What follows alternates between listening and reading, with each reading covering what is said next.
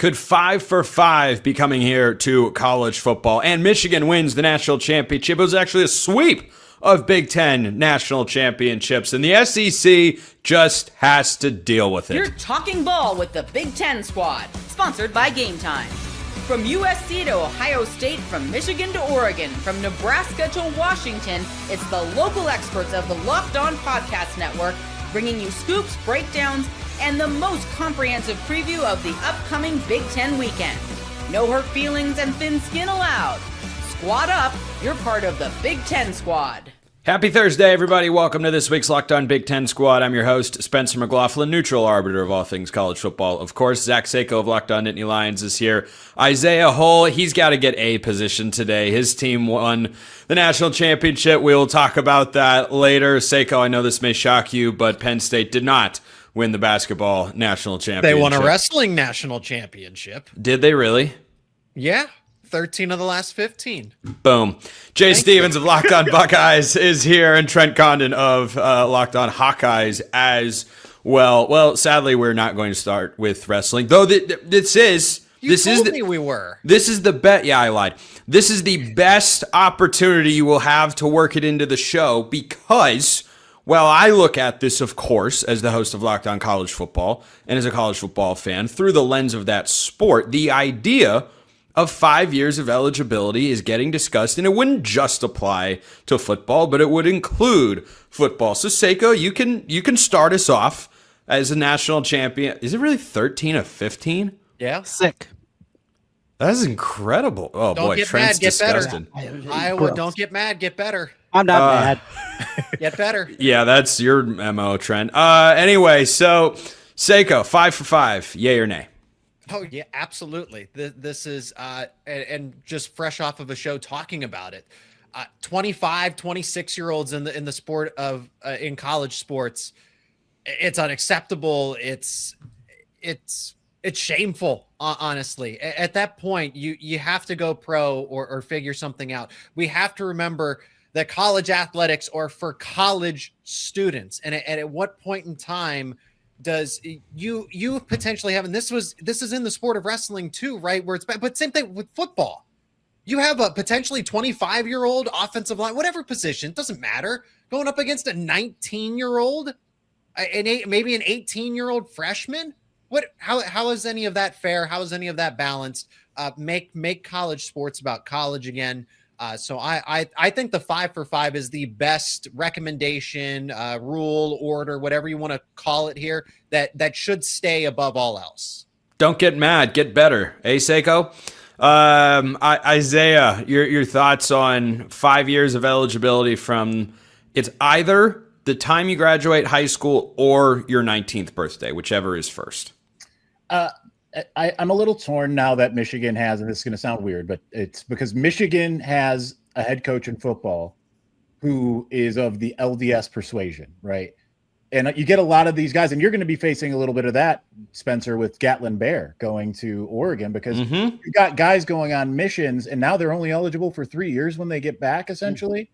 I don't know that that's going to be able to stand, since that's part of the freedom of religion and all of that, right? Because that's just what they do. They all go on 2-year missions, and then after that they would come by. So I think that with some tweaking it could be good, but I don't think it would be fair to eliminate just, essentially a whole religion from being able to partake within the 5 for 5 of it all. Maybe they get a waiver, but ultimately otherwise, yeah, I think it's fine, right? I like the idea of everyone getting to play 5 years if you are coming straight from high school and you're getting to play, instead of just this arbitrary 4 games, right? Like, just let everyone have 5 years. And yeah, I agree. Like, we don't need anyone beyond 20, 23, 24. I think that's, you get seniors that are about that. Amari Burnett had his 5th year and he's 24, I believe. So I think that's a good barrier to have. Isaiah, you just impressed a lot of Oregon fans with your absolute ball knowledge of Ducks recruiting. That was a fantastic poll. What a moment. Jay, your thoughts? I'm a little torn as well, because I think Isaiah makes really good points about the LDS and the mission. I don't know much about the religion and all the rules and stuff. Make an exception for that. I mean, that can open the door. That can open the door, though, can it? It's like, well, they get an exception for this, but maybe it would be the only one. I don't know. People are going to try to find an exception for everything. But I agree, like, you need to make an exception for certain things, but the age thing is a little bit weird. I didn't really think 4 years, like playing 4 years of football, if you redshirt one, you play 4 and 5. I didn't think that was broken. Like, I didn't have an issue with that at all. But with the way things have gone and with the players have so much power and things are changing so quickly, I think 5 and 5 is going to be a reality eventually. But I had no problem with you play 4 years, you may get a red shirt, and that's it. When they got away from that, that's where all the issues came in. But 5 and 5 is cool. I wouldn't say it's needed. I think if you went back in time and used some of the old rules and just used them now, I think the sport would still be fine. Trent? I absolutely love this because I've been yelling about it for 15 years on the radio, and finally they have listened to me. 5 for 5, it just simplifies. Someone found your show after all that time? Hey, congrats. Oh, yeah, great ratings. Don't worry, on the Iowa Sports Radio Network. Statewide on 5 radio stations here across the great state of Iowa. Spencer, one thing that definitely jumps out about this is the simplicity of it. The medical red shirts. How many times have you guys had the questions that have come in for your particular school? Oh, are they going to get a medical red shirt? No, we're done with that. 5 years. You want to play as a true freshman, that's fine. You have 5 years to complete it. Medical red shirts, out, done. Completely move on from that. I love the simplicity of this. Let's make this process in what is a goofy, crazy sport and just athletics as a whole at the collegiate level. Simplify things. This is a good thing. Yeah, I'm with you there, Trent, and Craig, I'll work you in here in just a moment. But to piggyback off what Trent just said, there is that downside. I think that has to be pointed out, that guys who battle injuries or get hurt will be worse off in this scenario. It's just that there are pros and cons no matter which road you decide to go down. And I think right now, I mean, you've got a guy at Montana who's playing his 9th year of college football this season. TJ Finley was at 7 schools in 7 years. He was going to play at Incarnate Word, then he left the program. It's just those are the sorts of examples, of which there are many others, where I go, yeah, I don't know that I think you're straying way too far from college sports when you let a guy who is 25, 26 years old, to pick a basketball example. And look, I've met the kid before. He's a super nice guy. Tyon Grant Foster was playing basketball for Gonzaga this past year. And I'm sorry, but that was a little ridiculous in my view. Like, he has been, I think he was a part of the 2019 recruiting class, and he was playing in calendar year 2026. So, Craig, 5 years of eligibility, and that's it for everyone. You think that's a good idea? Yeah, it's a good place to go right now, because I think we were getting dangerously close to having some athletes who are just going to be playing into their, a bunch of 30-year-olds making a couple $1 million a year, not good enough to get into the NFL, keep suing their way for more eligibility, and we're going to have 28, 29, 30-year-olds playing college football 10 years from now. I really think that's where we're headed. When I jumped on, Jay was talking about the 4 and 5. That was perfect, because that did allow for a disaster year if you blow out a knee or something like that. I thought that was fair. So we do the 5 and 5. We got to put a cap on it. It's getting ridiculous. College athletics is supposed to be younger people, not older people. And I think it's a good start. Ultimately, it will get settled in the courts, though. We'll see what the courts say is legal and isn't, because that's where it's going to end up. I think COVID messed a lot of stuff up, too, because you had to give kids the free year, but then things just got tacked on. And it just kind of cycled from there. So, yeah, I think all of us are thumbs up on this idea, right? I'm thumbs up. Everybody else, yeah. Look at that. How about a perfect 6 for 6? Kind of like how the Big Ten went a perfect 3 for 3 on the last 3 major national championships. 4 for 4, because we count wrestling as a major sport here on the Locked On Big Ten squad. Michigan wins it all, but they didn't cover, though. So what does it even mean? Speaking of which, this episode brought to you by our friends at FanDuel. The NBA playoffs are here, where every possession matters, every matchup is magnified, and every game can swing a series. And every word I say at the end of last segment is directly related to the read that I am about to do. That's kind of the way that it rolls. And right now, FanDuel is giving new customers a great way to get in on the action. Here's what you'll like about it.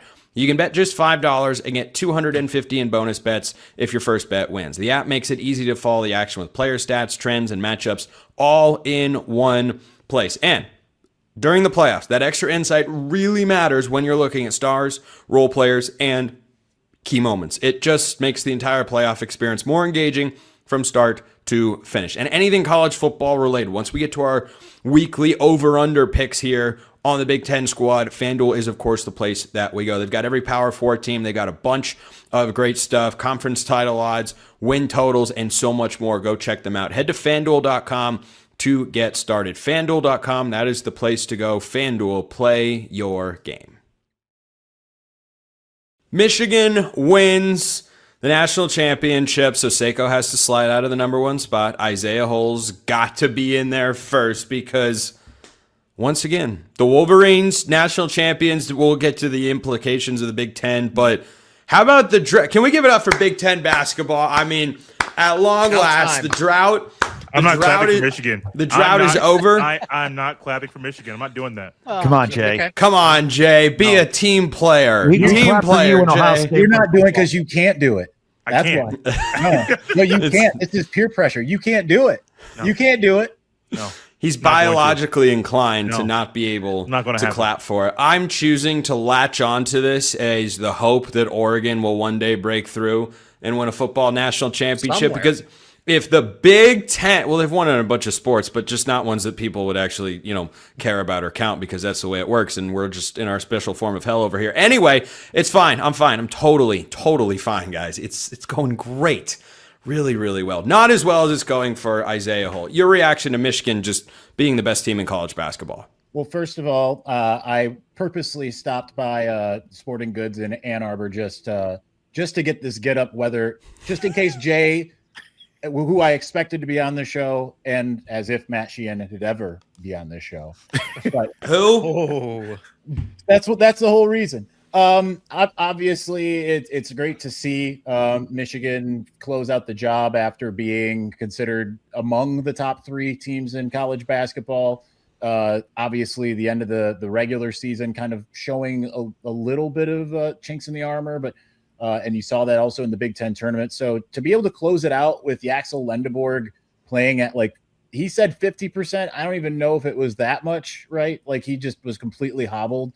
And doing it while playing the game that UConn wanted them to play. Mm-hmm. Usually Michigan's the team that kind of sets the tone, and they were incapable of doing that against the Huskies. So to be able to go and play the game that they were, that they were forced to play. I mean, Kenny the Jet Smith in the halftime is sitting there like giddy because UConn was down 4. And he's like, "Oh, they're playing our game." And Charles Barkley's like, "Oh, wait a second, you guys are down. What are you? Why are you so happy?" So huge credit to Dusty May for the way that he was able to assemble this team. I know a lot of people are upset about like the transfers and all of that stuff, but like, what else would you expect him to do over the last couple of years, considering there was a mass exodus of players, right? Like, you're supposed to be like, all right, well, we're just not going to have a point guard.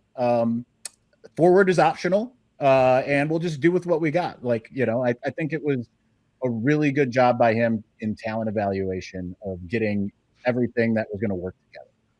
Isaiah, you're telling me that Charles Barkley found a way to not swell his beef with the fine folks of San Antonio?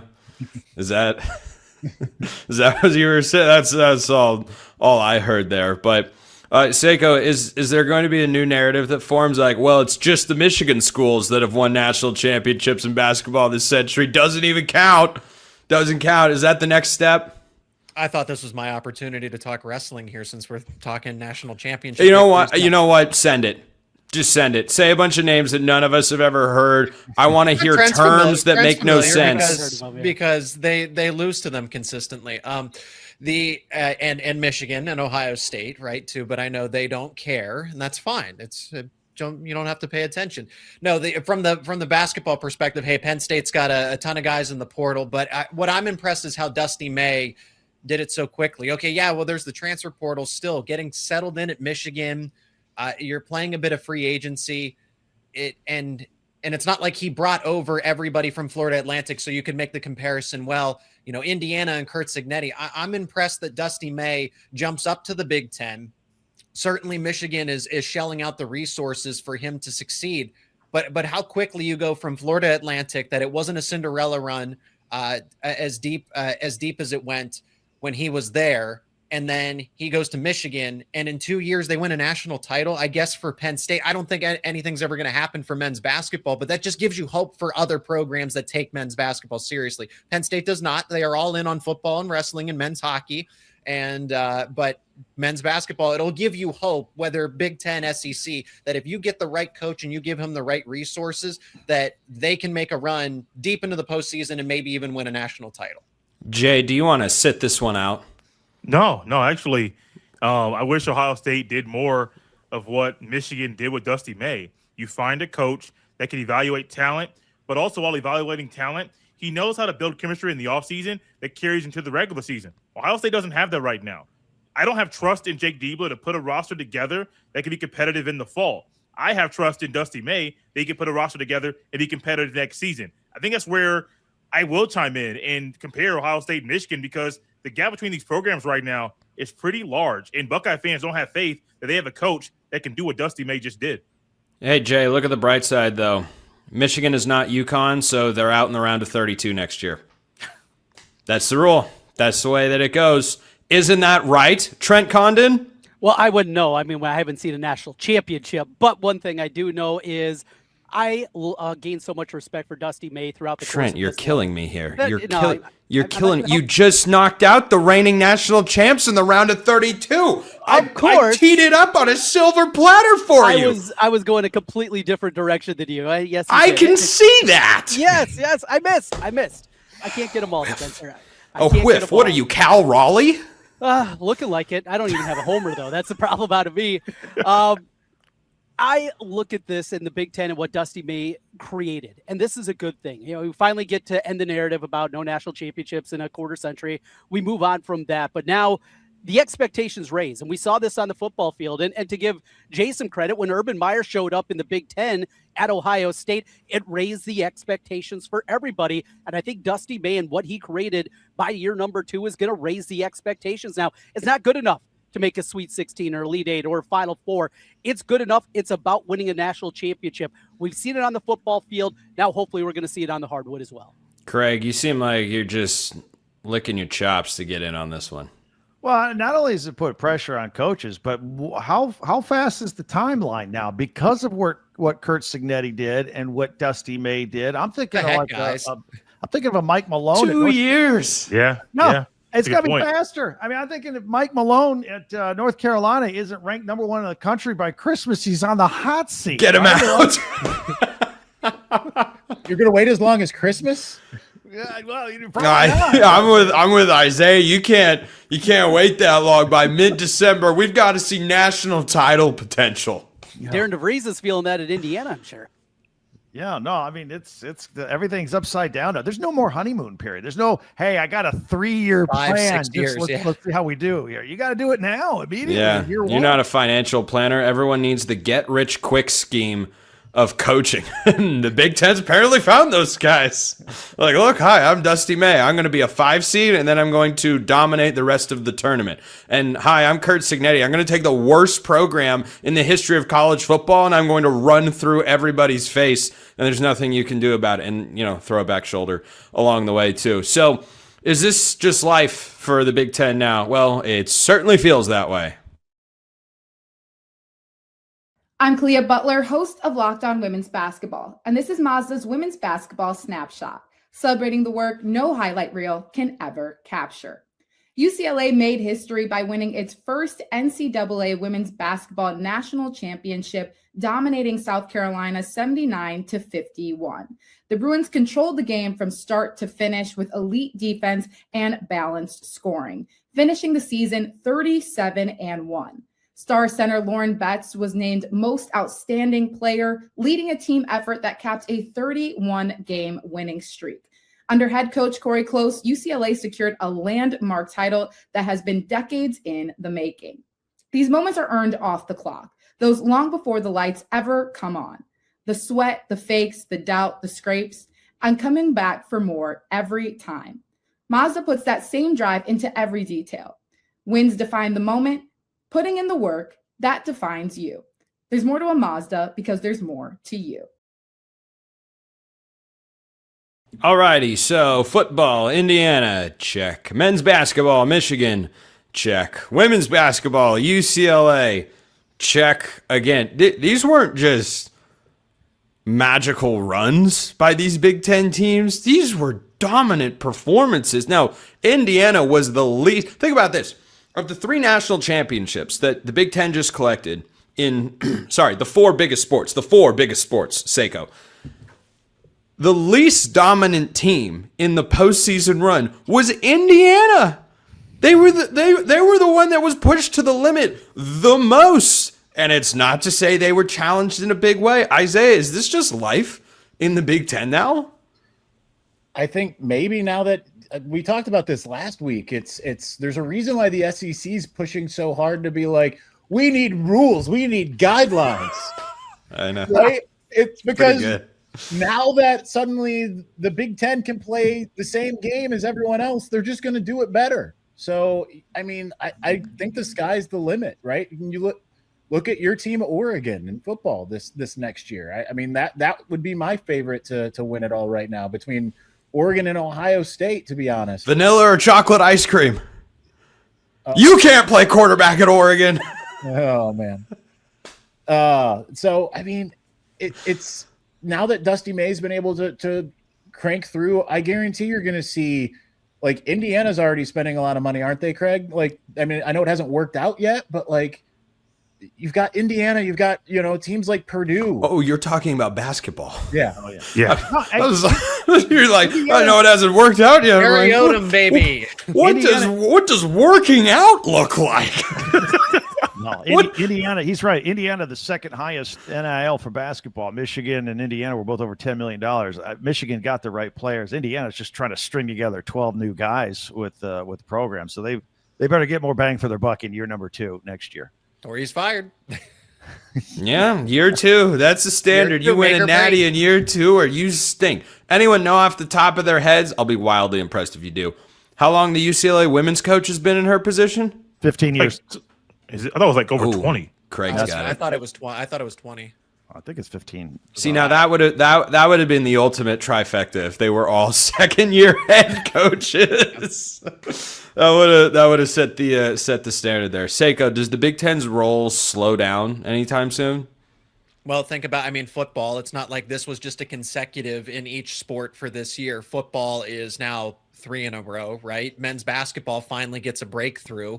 The women's basketball in this same, and I don't see it slowing down anytime soon. I really don't. The Big Ten seems to dominate all of the lesser recognized sports as well. And I'm not just saying wrestling. I think the Big Ten actually won 6 of the, I think it was 6 national titles. That Michigan won gymnastics too. So it's not slowing down overall. The SEC, since they don't have money, since they don't have that leverage anymore, how do they compete? How do they compete? Because they are losing the coaching and development battle. That's really what this boils down to, is that the best coaches are in the Big Ten. Nick Saban, they're not replacing them. Nick Saban retires and they don't find that next kind of, I guess they would argue Kirby Smart. That's fine. But when Kurt Cignetti is at Indiana, or, and pick Dan Lanning. He was at Georgia, but he leaves and goes to Oregon. So the best coaches, the best development is in the Big Ten. And the SEC. That's why they're behind, and then they don't have that unfair competitive advantage. Did Michigan win a national championship in gymnastics, Isaiah? Yeah. I actually, have been long very good in women's gymnastics for like decades. Well, that I know. I honestly forgot when the championship match or championship meet was. Washington won men's soccer. We won every sport. That's what. It wasn't. Why just stop at the three main sports: wrestling, gymnastics. They were just soccer. on my mind. 2 in the Frozen Four coming up this weekend as well. And the Big Ten had 3 of 8 in the Elite 8 because you had Iowa, Illinois, and Michigan, or was it 4 with Michigan State? Michigan State was in the Elite 8 as well. Mm-hmm. No, were they Sweet 16? Sweet 16. No, it was Purdue was there. Purdue. Yeah. Purdue there as well. So, Jay, if you want to chime in and say that Oregon's going to be next, we'd take some optimism right now, because at this rate, Craig might be our starting center for men's basketball next year. I'm not that crazy. I'm not. Okay. Well, guy. Yeah. Thanks for being a wet blanket. Yeah. Appreciate that. I have no problem with that right now. Not go down the rabbit hole. I think it's going to continue. I firmly think that the Big Ten has not just has a great. They're in a good spot right now, but there's a belief that the Big Ten can compete in everything. And I think that's a lot of the things that you need. Like, you can have the talent, you can have the coaching that's good, but you believe you can do it. And once you get that belief, you have the confidence, I think everything's going to be fine. So, no, this is feels good to be in the Big Ten right now and to see people from the South try to figure out where this money came from. The money's always been there. They could just use it for sports right now. Oh, Isaiah, were you talking about men's gymnastics? I was talking women's. I have no idea when it comes to the lesser. I did just say gymnastics because I didn't know if it was the men's or women's team off the top of my head. But I did see gymnastics. I don't think the women's have competed yet. This is the most we've ever topped gymnastics on the show. I'm here for it. I actually broadcast gymnastics at Southern Utah. I do it all the time. It's a really fun sport. But anyway, Trent, how does it feel to be in the Big Ten as an Iowa fan right now?